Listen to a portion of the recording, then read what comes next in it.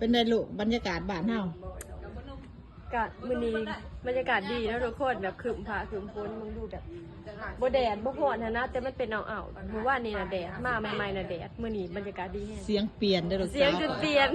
เสียงเปลี่ยน เสียงเปลี่ยน ยายเถาก็นั่งอยู่ข้าง จุดใหม่เด้ยายเถานี่มีแต่ตัวงาม ๆงามบ่มักบ่มีหยัง ร้านสาวสุดๆหาย บอกดูบอก FC หรืออีเมลดู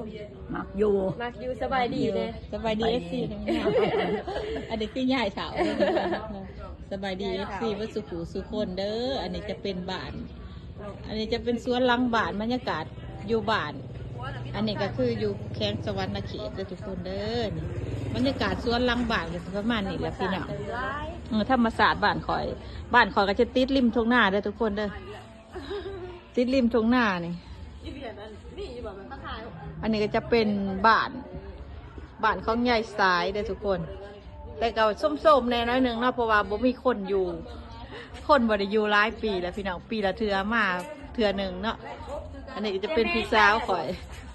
กำลังยางมาเนี่ยมากักเลย อันนี้จะเป็นบ้านเฮือนเนาะประเทศข่อยก็สิเอิ้นเฮือนเนาะทุกคนจะเป็นบ้านก็สิประมาณนี้แหละเก่าสิส้มแน่เนาะเพราะว่าคนบ่ได้อยู่เนาะอันนี้ก็จะเป็นสวนหลังบ้านเด้อทุกคนประมาณนี้แหละถ้าได้อยู่ก็สิมาซ่อมแซมแปลงใหม่เด้อทุกคนสิประมาณนี้เนาะ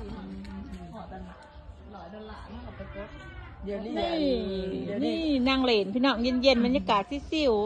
ๆพี่น้องเวียดนามเฮานี่ก็ได้นี่บรรยากาศคือเย็นแห้งเด้อทุกคนอะไรหลูเขายุ่งไปบ่ร้านเปิดเฉยๆเนาะกินข้าวโพดดีแล้วอ่ะบอกเอฟซีเลยแสบบอกข้าวโพดบ้านงามโอเคซาลีเด้อบ้านเฮาของซาลีบอกซาลีภาษาไทยกับสิเอิญข้าวโพดซาลีเขาเหนียวเขาหอมบานข่อยซาลีเขาเหนียวนี่แสบหลายบรรยากาศดีเนาะแสบเนาะลูกเนาะมีความสุขเนาะมาแบบนี้ดีแค่ไหนมึงมากแบบนี้บ่มักแดดหลายยองบรรยากาศแบบบ้านห้างๆเนาะบรรยากาศแบบนี้อยู่ทงหน้าบ่ทันไปหลินทงหน้าครับทงหน้าก็ยังเพิ่งออกไปทงหน้าแมนดินอีเมเบิร์ดได้เนี่ยหันก็บักพองบักข่าวนี่แมนเบิร์ดได้อวดก่อนเบิร์ดได้เพิ่นว่าใครอวดก่อนดูหันอีเมซิงเบิร์ดได้เลยนะ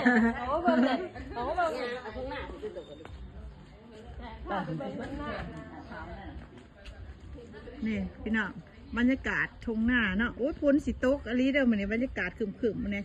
เดือดก็สิมาตากผ้าตากแพร่นั่นนี่เนาะนี่แต่ก่อนกกผ่าวนี่สิเต็มเบิดเลยอันแถวแคมบ้านนะทุกคนพอคอยปลูกไว้เนาะ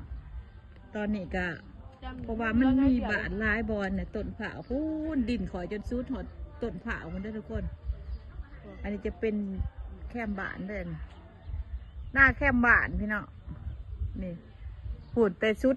ผุดนะทุกคนชุดผุดจนหอดพูนหอดกกเผาชุดผุดนะทุกคนเพราะว่าปูมาคั่วเดี๋ยวต้นใหม่ชิ้นเคี้ยวนะต้นมันทั่วว่าดินขอร้ายได้แคมบาทนี่กินกับโบเบิร์ตเลยว้าบรรยากาศดีแห้ง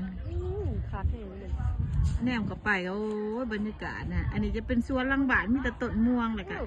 ต้นไผ่ต้นนิ่มม่วงก็ลังเป็นหมากเด้อม่วงก็ลังเป็นหมากต้นขาวลังบาทก็มีเนาะแต่กะสิหกแม่เนาะเพราะว่าบ่มีคนกวดคนปัดนะมีแต่ย่ายขาวอยู่บ้านคนเดียวทุกคนแต่เขาจบคลิปเพียงสับนี่เลยพี่น้องให้เบิ่งบรรยากาศบ้านๆเนาะอันนี้ก็กล่องก็คล้ายๆคือซุ่มเขาเนาะโอเคแสบลาย